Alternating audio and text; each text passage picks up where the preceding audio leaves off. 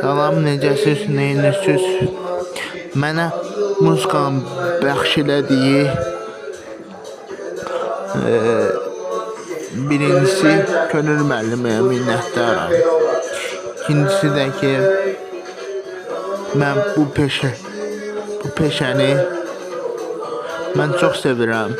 Mənim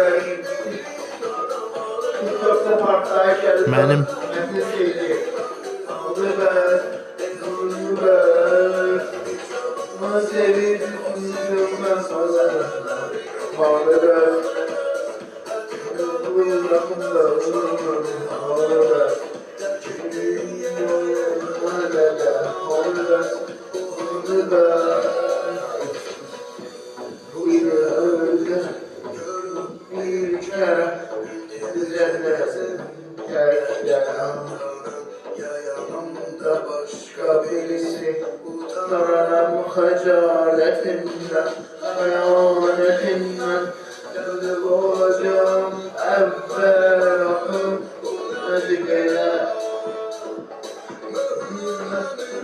Yazlarımda Denizi ağırda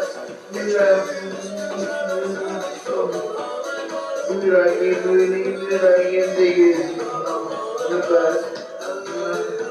Mustasyonum bir olan hemşire diyeceğim Bu sözü ne diyeceğim Ne olursa ellerim alır benim alır Ellerim yanımda